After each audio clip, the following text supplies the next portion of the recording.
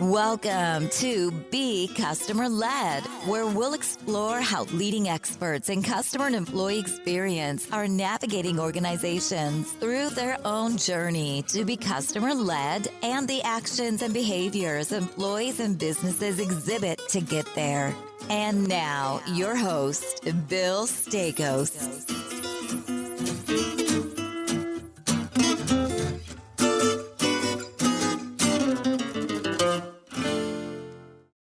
Hey everybody, welcome back to another week of Be Customer Led. I have a really amazing guest for you all this week. Kermit Randa is a results-driven CEO. Now, Kermit has a ton of experience, not only just driving transformation, but also in creating cultures of accountability, creating cultures that are high-performing, and in a profitable way, driving profitable growth. And I know that these are kind of 3-4 things that all CEOs can do and focus on, but Kermit has a ton of experience in this space. Kermit's so happy to have it on the show. Really excited to get into how customer success drives customer experience. Thanks so much for joining us. And thank you. It's great to be here. And this is a terrific service you're offering everybody. Hey, thanks so much. I appreciate that. So, one of the first question, Kermit, I ask every guest is, tell us about your journey, right? What do you think were the differentiating factors that helped you achieve where you are today? You're a CEO, you're an advisor to other companies, you're dealing at a lot of high-level strategic in a lot of high-level strategic conversations. Tell us how you got there. Yeah, I think it's actually pretty simple. I'm a blue-collar kid from Ohio who has just been really lucky to have some great mentors along the way. And I think that growing up that way is giving me sort of this, I'm born into this Midwestern, just get it done, whatever it takes kind of attitude. And while that may sound a little pie in the sky and maybe a little too homespun, but I think this notion of things being rooted in a 3 yards and a cloud of dust mindset shows through to other employees and shows through to customers, and it gives everybody comfort and confidence. And that mindset has led itself well into change management consulting work I did after school, when I went into sales, which is all change management, and then into various leadership positions, which again is all change management. And I think all of that together, just being able to push through, see the vision, push through, and do it with teams. I don't know that I've accomplished anything on my own, but it's been working with unbelievable teams who've taught me more than I've taught them for sure. So don't know if that's a good answer for you, but a lot of focus on just execution and working with really great people. So 2 things. So one, I don't know. I mean, we hooked up through Fast Company, but I didn't know that you're from Ohio. So I'm a huge Ohio State fan. So I don't know if you are as well, but I was so excited for them to have won the Rose Bowl this year after their loss to Michigan. But the one question I wanted to ask you, just like you said something really interesting, just kind of struck a nerve with me really quickly, is before we get into the meaty part of the show, you said sales is change management. Yeah. So you're the first person I've ever heard to describe sales as change management. Just describe what you mean by that real quick. Well, I think I'll use the context of software because I do a lot of SaaS work.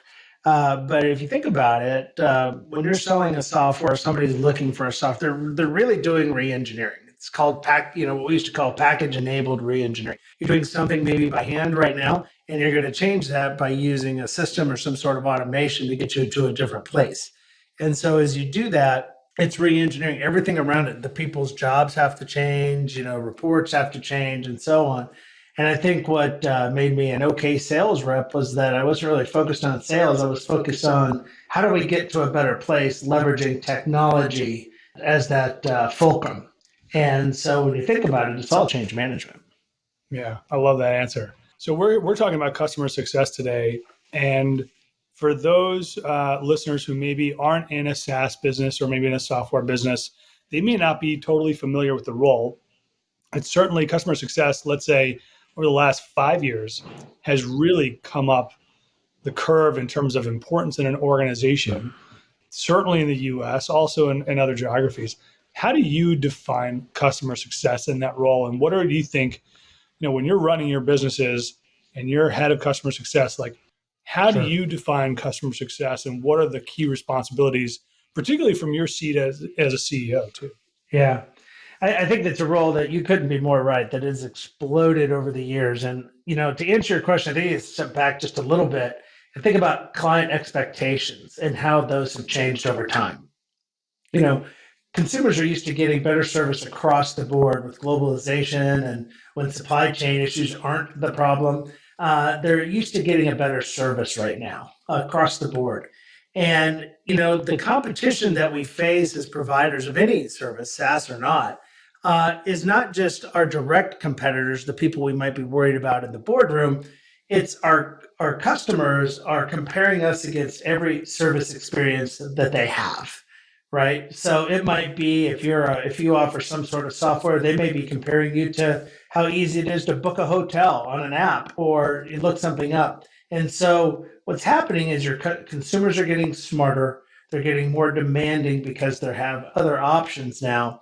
And that's where I think customer success really comes into play, because it gets to a point where we're starting to anticipate their problems, better understand their workflow, and so on. So customer success, hopefully that all makes sense.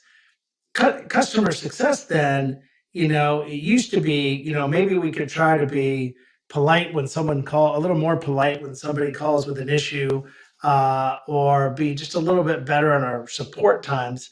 Now it's about how do we proactively maximize the value a client gets from our product or service. And to do that, you have to understand what the client is actually going through. You need to know their space, their process, how they are or are not using your product, so that you can bring their value to their day to day. And that takes a lot of thought and design work, especially if you're in an expert system, where there's something that it's not just it's a point solution that solves a very specific problem. That means you have to have knowledge about how they use their world and not just have generic answers. That's such good advice. I mean, particularly, one, I think the point around, as consumers, we are comparing every brand we interact with in like these 15-second kind of snippets of journeys that we go through every day. Number one, but number two is particularly on the software side, if very, very different if you're selling software to a CFO organization just to manage the books or something like that versus, I'm in customer experience management, which really can touch almost the entire organization in some cases. Very, very different role. The complexity really does vary a tremendous amount. When you think about that, particularly as we're now starting off the new year, Kermit, what are some of the key ways? And like retention's a big part of this role. And you put some a thought piece out there, which is really, really interesting, and I loved it. What are some of the key ways that customer success teams can start thinking about and focusing on retention? Because that is a big part of their role. Right. If I could build on the last point just a little bit before we jump there, I think that, and I thought I'd share a story. I love surveys. I love data. My last company, we collect around 200,000 data points in a year of different surveys and stuff just to guide us.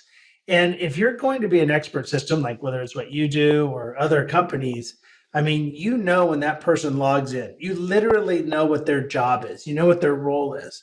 And if you're going to be an expert system, right, you pretty much it's your burden to know what that person is going to go through. And I can tell you that every survey, we've asked a couple questions over probably the last decade and a half, just consistently. And the number one response to a question that we've asked in many industries is, what value can you bring, or what do you want to hear from us? And without reservation, the number one answer is always, how can you make a difference in my day to day?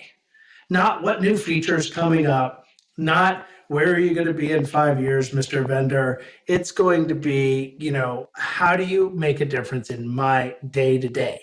And that's very key in this customer success role versus just putting out a really great product. You have to understand that component, because when you get that locked down, then retention becomes easy, right? When they feel that you're making a difference in their day to day.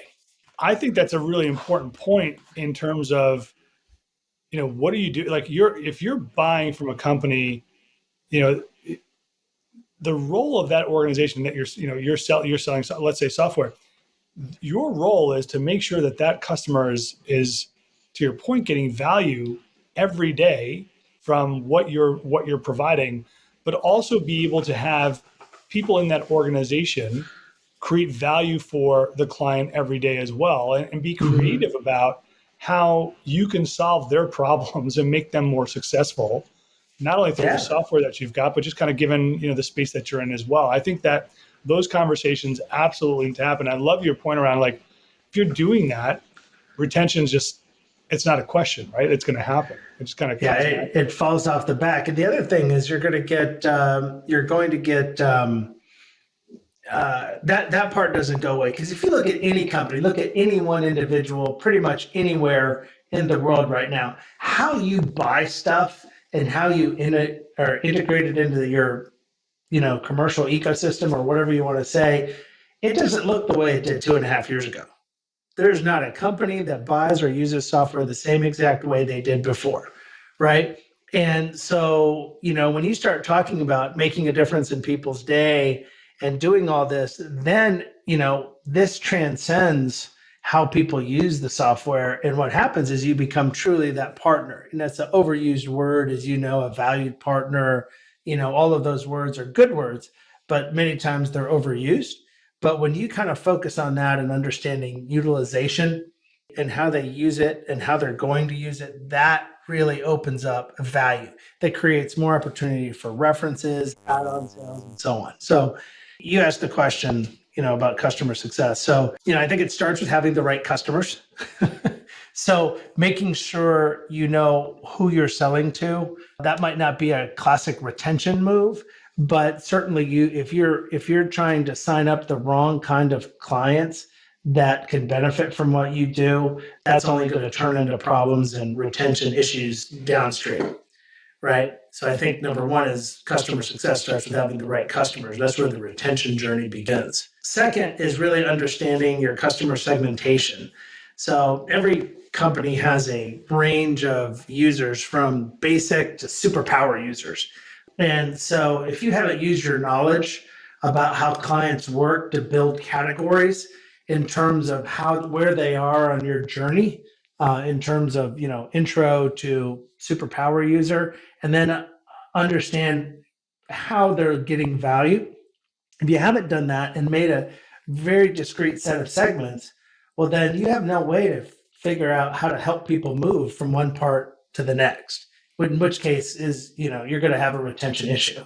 And then, you had asked, I think, determine the value of a customer success manager.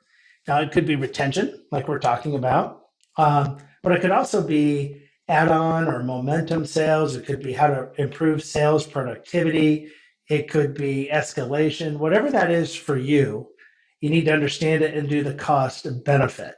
And my sense is that too many times right now, companies don't dig into this work and do like a CFO level full on business case to understand the benefits so that they can invest accordingly. I think too many times it turns into, well, we've got 5 people doing this today and they're super busy, so let's add a 6th.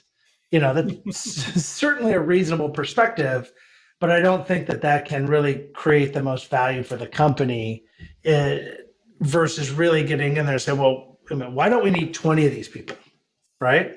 And work the case backwards, because I promise you, you almost uniformly need more than you think you do. that's really important advice, by the way. How do you, as a CEO and as an advisor, Kermit, how do you, like, you mentioned like retention, and kind of momentum sales, et cetera. Like, do you have any kind of like favorite metrics that you've used, currently or in past lives, where you're measuring the success or the performance of that customer success management team or CSM team? Yeah, for me, being in the SaaS world, my primary objective is all about retention, right? So you can look at retention, you can look at annual increases, you can look net and gross retention. For me, that's the most important part. But at one company where I was at, and it's very subjective to what your business is, right? At one company, one of our board members told me, look, statistically, your retention cannot be any higher, which was great. We had a great product and happy clients. But what we realized is we're missing the opportunity to provide even more education that would have yielded add-on sales and certainly helped even more with references, right? Like now that we understand how you're using the product, we're great, you're happy with us, but boy, did you know you can get 20% more value just by using these features that you weren't using before? That creates a lot of goodness in the system. And generally, people, happy clients buy more stuff. They want more of the value. So add-on sales would have been a really good metric. But whatever it is for you, retention, lead gen for software, increased hours of selling time, service sales, it needs to be quantified and measured. And I think until you really figure out your point, what that is for you, like I said, for me, it's retention first and foremost. But until you really figure out what that is for your business, only then can you kind of determine the people you need to source the program. So, when I think about software, I think about addictive usage of the software, right? Like, how do you really just get people just using this? Like, that's the one piece, and they want to grow the relationship. You mentioned something in your answer there that really struck a chord with me, Kermit, and it kind of started to work towards customer success's role in driving better experiences for the customer, right? Like a lot of times from a customer experience or experience management perspective, we think about design, we think about research or insights and analytics. But that customer success manager really taking a fulsome view of their client or customer and figuring out ways, to your point, to like help them solve problems, use the platform in a much better way. That in itself creates an experience, doesn't it? Well, absolutely, it's enormous. They see the experience, but they all too often see the pain that the client goes through, right? Whether it's how the system works itself, or how the company and the client communicate, or the future needs of the client, and where the product road mapping. They sit inside of all that, and so I think that internally, the role is sort of internally and externally. Internally, they can see everything and they sit inside what I call the product wheel. And again, this is going to be a very software centric answer. But if you think about how the software world works, it starts with the product. Product tells engineering what to do. Engineering gives a product to marketing. Marketing, prepares the market for sales. Sales then hands it off to implementation, and then it's supported and it's back into the product. They sit in every part of that and they see the total client experience. And so that ought to be one of the first stops of any improvement effort are those folks. And then from an external perspective, they bring the company's actions to life. They have to translate that down to the client or customer, whatever word you use, and help them in their day-to-day understand what do these big soaring statement mean, or what do these new products mean. They have to have an internal role and an external role, and it's absolutely critical. Two thoughts just popped into my head, and in my past life, I remember a client saying to me, "Kerm, your sales reps can tell me up, down, left, right, inside, outside about your products. They just can't tell me how to use them." And another one of my mentors, a good friend, told me, early on, that you have to understand what we do as a company, like what our products do. Otherwise, you can't get excited about the improvements we make. And both of those apply to everyone in the company. However, customer support or managers, they directly impact the client's experience by being in the hub of both of those things. They have to tell you how to use it, but they also need to tell you where we're going and why they're excited and why a client should be excited about where the company's going. And that happens in just a little bit different experience than a sales rep, right? Or a support person or an implementation person. So it's a unique job, and the role is absolutely enormous in terms of what you can learn and what the client can gain. Totally agree. As a CEO, I mean, outside of customer retention, I'm sure that you have to focus a lot on employee retention, and just given what's happening all around us with the Great Resignation, even, right? It's a huge topic. What do you think leaders could be doing better, more of, less of, whatever that is, to think about employee retention maybe differently? Yeah. Well, I think the first is to be really serious about getting feedback and then acting on it. So often there are companies, and I don't through any ill will, but they collect the information, but they just don't act on it. And I can tell you that employees feel it. They know that they've said something and they can't hear it. So number one is to make sure you're collecting information in a way that's really thorough. Number one. Number two is I think to make sure that there is a definable North Star that everybody understands where we're working toward, and not just where we're going, but here is our measurement on how we're going to get there. Because employees want to feel great, or at least the employees that you want to feel great about the progress we're making. You go back to Patrick Lencioni's humble, hungry, and smart as attributes of an employee, right? They want to know where are we going and are we on time? And am I making a difference? So first, listening and acting on it. Second is making sure that you're really talking about the direction. And third is what I think is going to become a huge deal. And I was talking to a colleague yesterday about this, and I didn't have the word for it, but old school word would have been ramp rate. But now, because we're in 2022, there's cooler words. And he called it the knowledge transfer cadence, and which is way cooler than my word. But I think that what that is about, and I think everybody's got to be really focused on the CEO on down, is we all know that onboarding is essential. I mean, lots of studies show us that the quality of onboarding directly translates to employee retention. But I think now with all of the changes you mentioned in the resignation, all these people that are moving, and then there was just a couple papers yesterday that says, this is going to go on for a while, years. And so now, even if you have a great onboarding, which is essential, it's how fast can we get those employees up to speed? It's always been important, but I think now it's going to become like even more of a focus. So really digging in and understanding, what are we doing to make that cadence of getting up to speed even faster is going to be absolutely critical. Kurt, one question for you in terms of just thinking about what leaders should be doing. Why do you think it's so hard? I guess listening to employees is relatively easy. Why do you think acting on feedback is hard, and not a lot of companies do that today? Yeah, I think they try. I don't think it's intentional. I think that leaders in the company I know truly want to invest in the culture and the experience. I think it's the how beyond the monetary incentives. I think that after, like we just talked about, you define a vision, you show the path, you show progress. It's about the clarity of communication and then the management development. So two components of that. One is communication. I think so often employees find themselves having to work too hard to get clarity.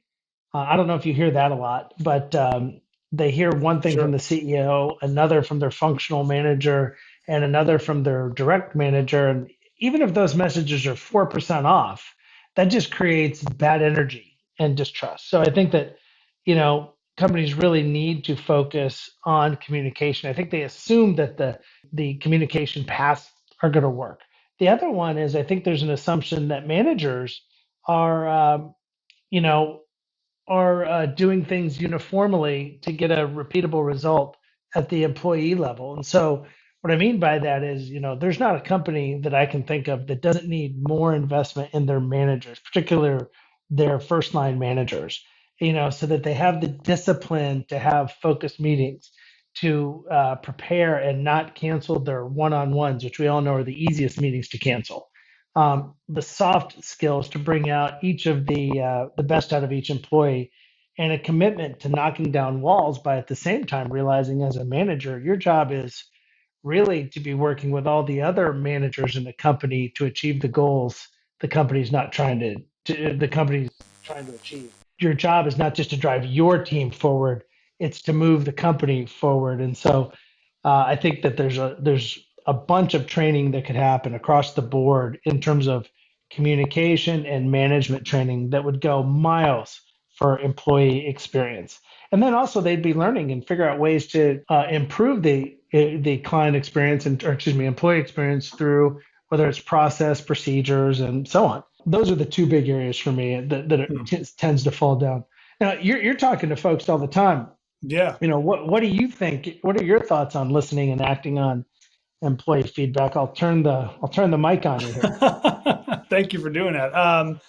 So, a couple things. One, it's relatively easy with today's technology to capture feedback from your employees, right? There's Sure. so much technology out there to do it. I mean, even you can do that through Microsoft, frankly, right? I mean, just Hmm. applications you've already got in your organization. So that's one.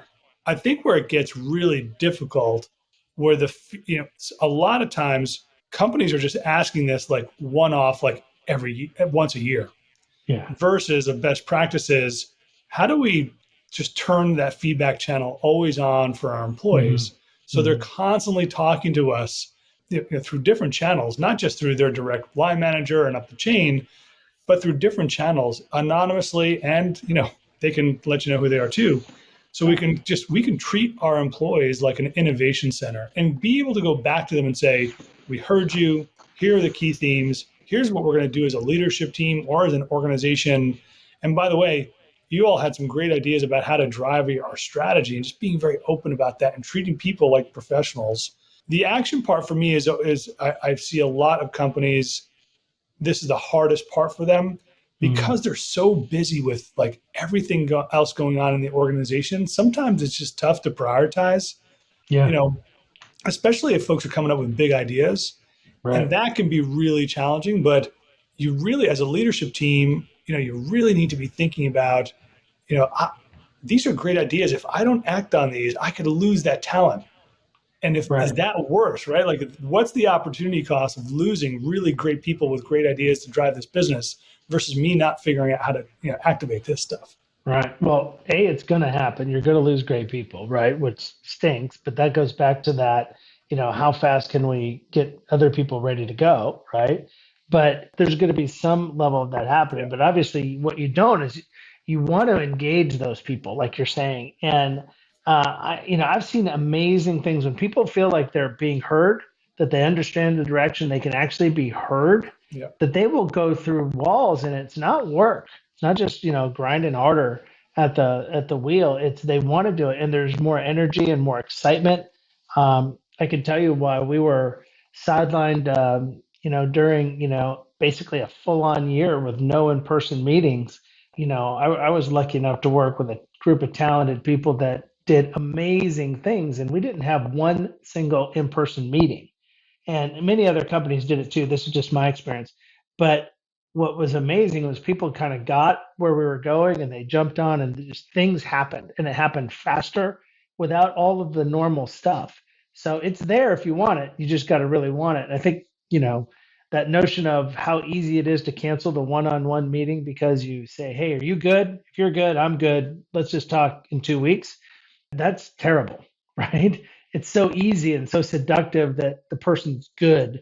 But if you don't sit there as a first level manager, or whatever your management role is, and really spend time to dig in, and maybe there's not a lot there one week, but there's always something going, and they always have a value to add. And so that's where I kind of come back 100%. to that management training, because everybody's looking to get a half hour back here and there, but you have to put that first. Those are your big rocks. Karen, I got to tell you, I've been guilty of doing that myself, and now I got to Sure. watch out for it and make sure that it's not happening. That's such good advice. Hey, there are two last questions I've got for you, and frankly, I love asking CEOs, folks at your level, these questions. One is, who do you look up to? Number one, and number two Mhm. is, where do you get your inspiration from?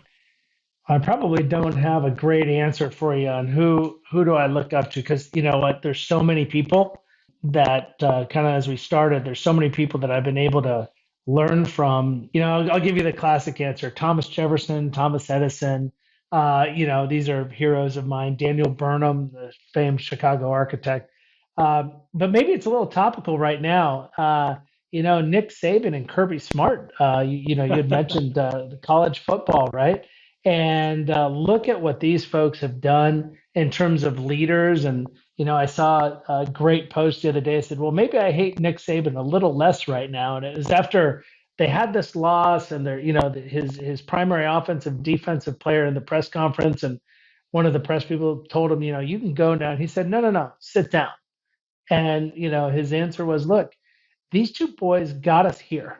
They put us in this game, this national championship game, and they have nothing to feel bad about, and everybody expected them to win, even though the odds were a little bit different. But seeing what these coaches do with these kids and create energy, it's just, to me, it's amazing. And I would say the other element of that is that I'm lucky enough to have a personal network of folks that are just truly gifted people. And it's amazing that I can call people that I know so well, and they can come up. I can call them up and say, "Hey, I need to talk to you about, dot, dot, dot, whatever it is." And I could really use your perspective. And they'll have a totally new perspective that I never thought about before. And so it's a gift that I can call people that I know and be vulnerable and ask and still be surprised with some of the answers they'll have. I think you just got to know that it's okay to ask people, and sometimes we don't want to do that. Love that. They're sources of great inspiration. Absolutely. I'm not a huge Alabama fan, obviously, given my affinity towards Ohio State, but nonetheless, that was a great moment for Nick Saban, certainly, and totally agree. Those two guys, they laid it out all in the field, so Yeah. can't knock them for that. Kermit, this has been a great conversation. Thanks so much for your time. Thank you. It's a pleasure to have you on, and enjoy the weekend, and hopefully we can have an opportunity to connect soon again sometime. Absolutely. Thank you so much. All right, everybody. Great show. Kermit Randa, what a lot of just great advice through this conversation. Another great week. We're out. Talk to you soon, Thanks everyone. for listening to Be Customer Led with Bill Staikos. We are grateful to our audience for the gift of their time. Be sure to visit us at becustomerled.com for more episodes. Leave us feedback on how we're doing or tell us what you want to hear more about. Until next time, we're out.